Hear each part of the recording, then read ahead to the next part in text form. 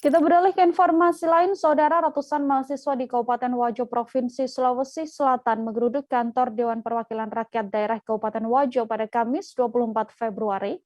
Mereka menyoal terkait minimnya pengawasan lingkungan hidup di Kabupaten Wajo. Akibatnya, kini marak aktivitas pengerukan gunung atau tambang liar di wilayah Kabupaten Wajo. Informasi lebih lengkapnya sudah ada Hardiansyah Abdi Gunawan, wartawan Tribun Timur di sana, yang akan memberikan informasi lebih lengkapnya untuk Anda. Halo Hardiansyah, silahkan dengan laporan Anda bagaimana suasana protes tambang ilegal yang dilakukan ratusan mahasiswa di DPRD Wajo ini. Halo, selamat siang rekan Nila dan selamat siang Tribunar. Ya, betul sekali, pada Kamis tanggal 24 Februari 2022 kemarin telah terjadi aksi unjuk rasa yang dilakukan oleh ratusan mahasiswa di Kabupaten Wajo dengan mendatangi kantor Dewan Perwakilan Rakyat Daerah Kabupaten Wajo, di mana tuntutan para mahasiswa tersebut yakni meminta pemerintah Kabupaten Wajo agar tegas dalam mengawasi aktivitas tambang yang marak terjadi di Kabupaten Wajo. Apalagi saat ini aktivitas tambang ilegal yang tidak berizin sudah marak, dan para mahasiswa tersebut menyampaikan bahwa apabila hal itu terus dibiarkan maka akan berdampak kepada kerusakan lingkungan, sehingga kerusakan lingkungan tersebut bisa mendatangkan bencana sewaktu-waktu di Kabupaten Wajo.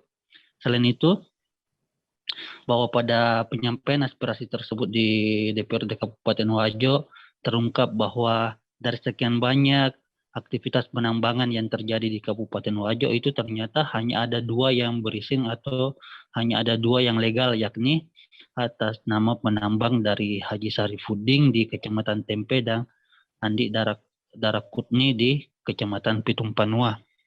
Sementara itu, anggota DPRD Kabupaten Wajo mengatakan bahwa akan melakukan tindakan dengan membahas lebih lanjut terkait penyampaian aspirasi yang dilakukan oleh mahasiswa tersebut. Selain itu, mereka meminta kepada organisasi perangkat daerah terkait, yakni Dinas Lingkungan Hidup Daerah Kabupaten Wajo, agar tegas dalam menegakkan aturan yang telah berlaku di Kabupaten Wajo, yakni apabila para penambang liar tersebut tetap beroperasi pasca adanya aduan daripada mahasiswa ini, maka tentunya akan dikenakan denda 100 miliar ataupun kurungan selama 5 tahun, itu sesuai dengan Undang-Undang Nomor 3 Tahun 2020 tentang perubahan Undang-Undang Nomor 4 Tahun 2009 tentang pertambangan mineral dan batu bara. Seperti itu, rekan Dila. Baik, terima kasih banyak Hardiansyah Abdi Gunawan, wartawan Tribun Timur, atas informasi Anda. Telah terhimpun, saudara, wawancara yang dilakukan wartawan kami dengan anggota DPRD Wajo, Yunus Panaungi. Berikut liputannya untuk Anda. Maraknya penambang liar, khususnya pengerukan gunung yang berada di wilayah Kecamatan Tempe ini, saya kira memang ini yang harus menjadi perhatian kepada kita semua, termasuk pemerintah daerah dan DPR, karena ini bisa berdampak kepada masyarakat kita khususnya di Kabupaten Wajo yang berkaitan dengan lingkungan.